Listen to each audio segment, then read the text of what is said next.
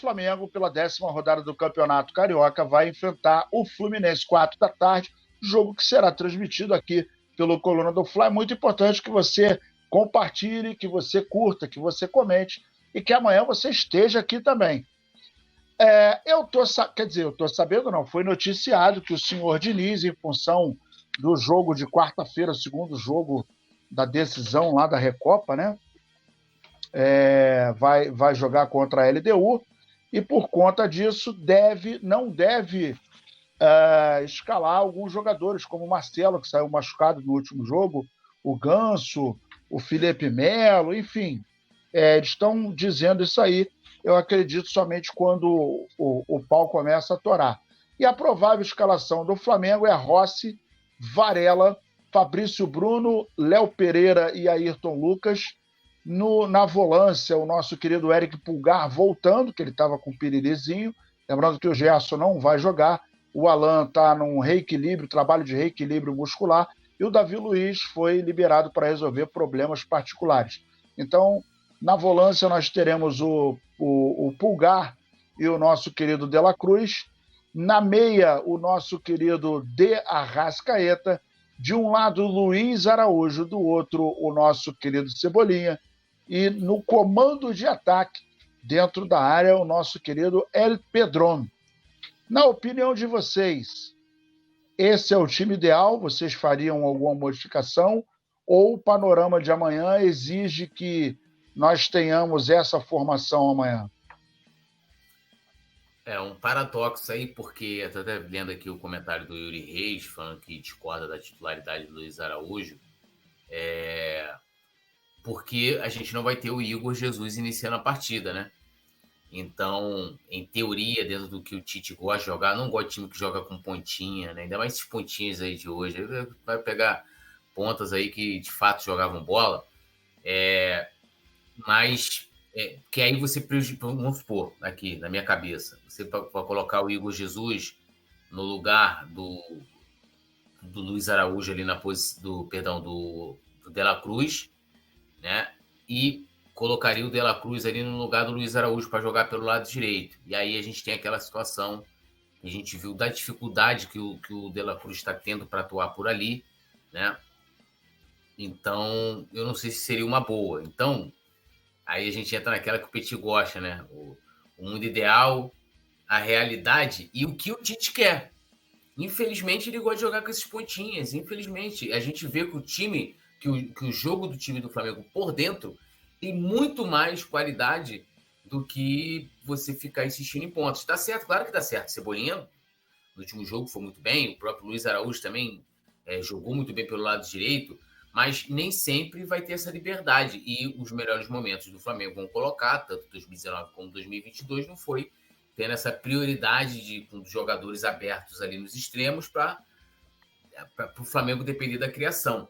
Mas, olhando, né, para as preferências do Tite, né, eu acho que ele vai sair, e, tipo, estando dentro da cabeça dele, mesmo não considerado ideal, é o time que ele vai. Eu não acho nenhum absurdo que... o Léo José até falou que na última coletiva eu te disse que o time com 2 pontas fica mais equilibrado.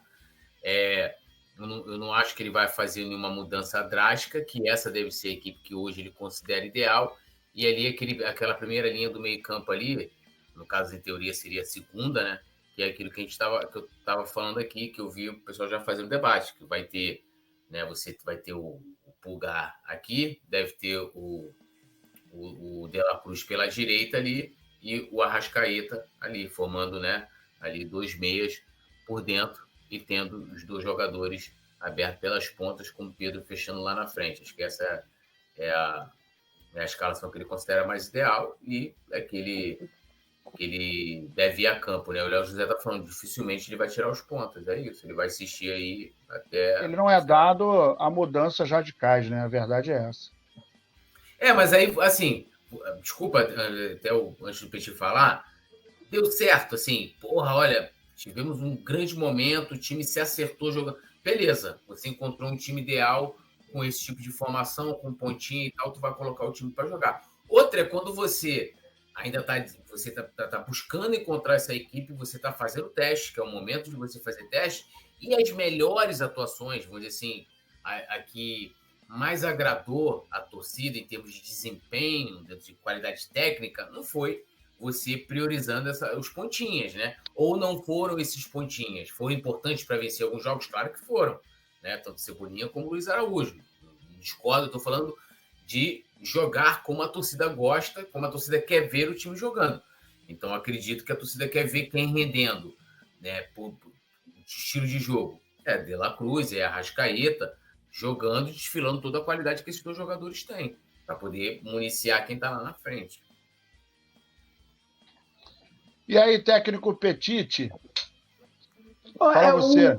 Na minha opinião, o Tite acaba não fazendo aí nenhuma loucura, não, né? Ou volta aí o Fabrício Bruno no lugar do Davi Luiz, normal, legal, tudo bonitão aí, né? Volta aí o Eric Pulgar no lugar do Igor Jesus, que vinha atuando aí pela falta do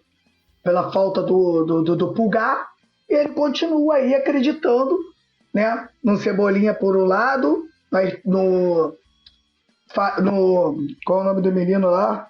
Do Luiz Araújo pelo outro, né? Com os pontas abertos. Agora, no último jogo no Maracanã, eu percebi o seguinte, né? Eu sempre fui muito contra esses dois pontas, Túlio, porque o Flamengo acaba perdendo o Campeonato Carioca assim com o Paulo Souza, né? E eu e Nazário, a gente reclamou muito aqui, porque o Paulo Souza entrou com o meio-campo todo aberto, o Fluminense brincou com o meio-campo do Flamengo, porque ele jogou com 2 abertos ali e o Fluminense com 5 no meio-campo. Brincaram, tomaram o meio-campo do Flamengo e conseguiram brincar com o Flamengo. Só que no último jogo, né, o Luiz Araújo sem a bola, ele está fazendo uma função interessante. É bom a gente passar a prestar atenção nisso também. Ele cai para o meio e acaba virando mais um jogador também de meio campo. Então espero que esse posicionamento se encaixando, eu acho que também pode ficar interessante, até porque o nosso lateral direito, portentoso, né, Varela, ele não consegue, como é que eu posso dizer, ele não consegue atuar como um lateral direito que a nação rubro-negra está acostumado. Um lateral que dá profundidade por fora, um lateral que joga por dentro, que dê velocidade e que ajude os meios. Ele não consegue fazer isso, essa é a grande verdade. A gente tem que falar a verdade aqui para o torcedor rubro-negro. Então isso aí acaba dificultando até o Tite, se o Tite quisesse usar um lateral ali ofensivo, né? Se o Flamengo quisesse usar um lateral que realmente fosse lá no fundo, fizesse cruzamento, fica difícil você usar isso com Varela em campo. A gente vai ter que amanhã começar a perceber como o Flamengo vai se comportar com a saída do Igor Jesus. Eu vou explicar o porquê. Porque o Igor Jesus, né, não sei se vocês repararam, o Igor Jesus, os passes do Igor Jesus são todos de primeira. O máximo de segunda. E o que me agradou muito no Igor Jesus, Túlio e Nasa, é você ter um volante que rouba a bola dentro do campo do adversário.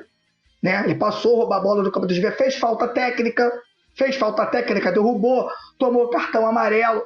E isso aí, Túlio, quando você tem um meio-campo mais clássico, você tem um moleque ali que tá correndo para você para fazer o jogo sujo, para dar porrada nos caras, para segurar short, né? Aquele pitbull, aquele cara que corre ali por você, fica mais tranquilo. O Eric Pulgar joga muito. Eu gosto muito do Eric Pulgar. Mas na minha opinião, defensivamente, posso estar até falando uma besteira aqui. O Eric Pulgar, na minha opinião, não tem a pegada que o Igor Jesus tem. Não tem, na minha opinião. É um jogador mais técnico, um jogador mais clássico, que gosta de sair tocando sem fazer falta e tal. E a gente vai perceber se isso pode melhorar o Flamengo, porque são duas coisas, né? Eric Pulgar tem uma grande saída de bola, é um jogador que faz gol, é um jogador extremamente inteligente. E a gente tem o Igor Jesus, que dá um equilíbrio para o Arrascaeta e o De La Cruz trabalhar a bola. Então amanhã a gente vai poder ver, né, se realmente o time ficar melhor jogando nessa forma aí, com o meio campo aí, na minha opinião, mais habilidoso. Às vezes o equilíbrio, né, Túlio e Nazário, vem com um cara que é menos habilidoso ali do que aquela galera. De repente aquele cara entra ali e dá o equilíbrio que os craques da frente precisam.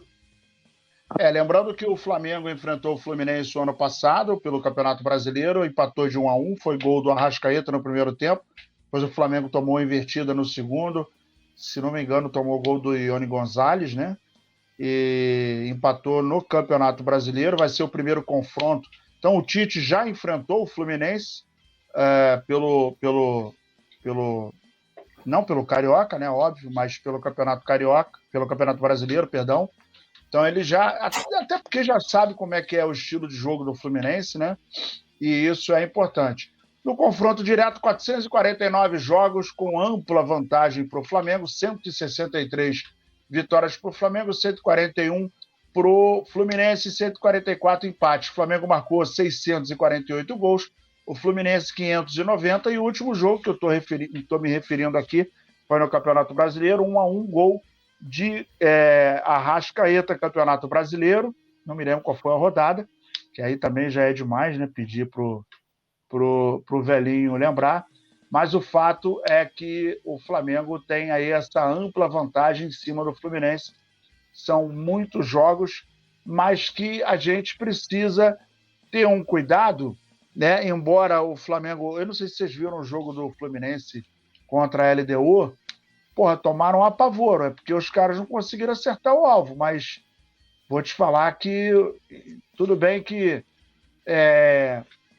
em condições não normais, né, não tão normais quanto aqui embaixo, embora não tenha uma altitude tão grande que a gente sente que lá a bola rola com mais velocidade, mas não que deixe o cara sem ar. Mas o fato é que o Fluminense não conseguiu jogar. Eu vi até o Fábio dar o tiro de meta, chutão para frente, coisa que o Fluminense costumeiramente não faz, né?